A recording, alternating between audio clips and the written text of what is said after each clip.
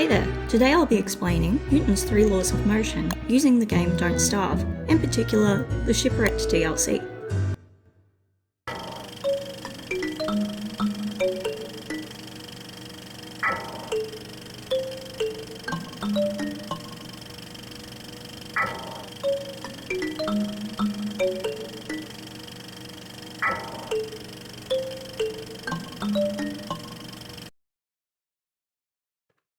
Don't Starve is an enjoyable survival game where you go around collecting resources, making sure you have enough food to, as the title suggests, to make sure you don't starve.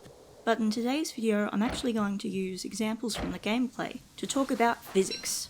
In particular, tell you about Newton's 3 laws of motion. Let's dive straight into Newton's first law of motion. This has to do with inertia, which is the tendency for things in motion to stay in motion, and things that are still or stationary to remain still, until either of these objects are affected by an external force. In both of these scenarios, the object maintains the same velocity, and the forces acting on the object are balanced. We're going to look at some example scenarios in the game. Consider this first example, where our character is still or stationary on a raft. As will be shown in this free body diagram, the force of gravity pulling down on the raft is balanced out by the upward acting force of buoyancy. This is represented by the arrows being of equal size. Inertia and balanced forces are also seen when something is going at a constant speed. We'll look at this in a free body diagram again. Like when the raft was stationary, the force of gravity is acting down on the raft and is balanced out by the upward acting force of buoyancy. Because the raft is travelling at a constant speed, the amount of thrust in its forward movement is balanced by the amount of drag pushing backward on the raft, generated by things like air and water resistance. Again, all of these forces are balanced, and they'll stay balanced until an external force, like these waves, act on the raft, causing it to accelerate. Okay, I think we've covered Law 1 pretty well, regardless of what this parrot thinks. Ooh, shiny.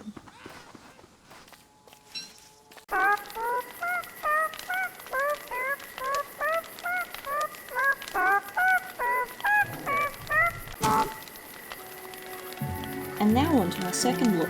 Newton's second law states that when a force is applied to an object, the force's acceleration is inversely proportional to its mass. Put simply, the less massive, or kind of lighter, something is, the faster it can accelerate, and vice versa.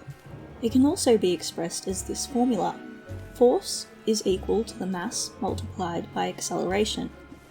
We can also rearrange the formula to find the mass of an object, which equates to the force divided by acceleration, or acceleration, which is equal to the force divided by the mass. Let's demonstrate this with some quick maths. Relax, I've already done it.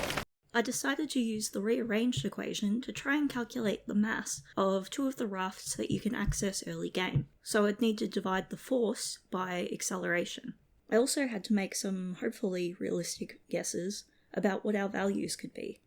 Using the dedicated Wikipedia for the game, I made the assumption that the sailing speed was equal to acceleration, so 4 meters per second square for the wooden raft and 5 meters per second square for the bamboo raft.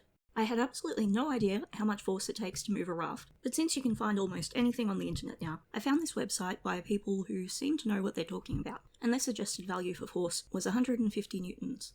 So if we believe that value, the mass of the wooden raft is equal to 150 newtons divided by 4 meters per second squared, for a final mass of 37.5 kilograms. Following the same process for the bamboo raft, mass would equal 150 newtons divided by 5 meters per second squared, to give us a mass of 30 kilograms. So how do we check that these numbers are realistic? I don't know any raft stores, but I figured that we could use the Bunnings website to compare similar materials.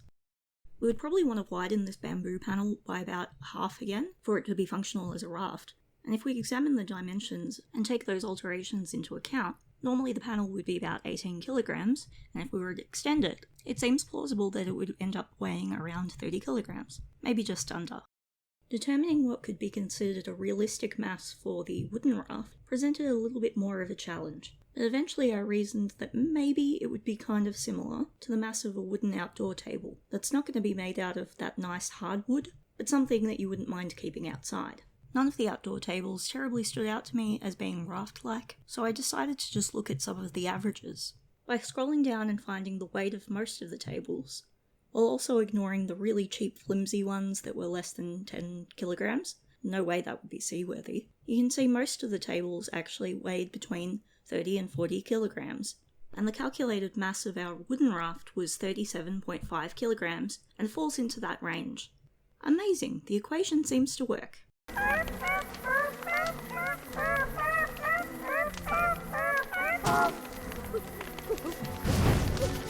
And finally, last but not least, Newton's third law of motion. Newton's third law states that every action has an equal and opposite reaction. These forces are of the same type, act in opposite directions, and are of equal strength.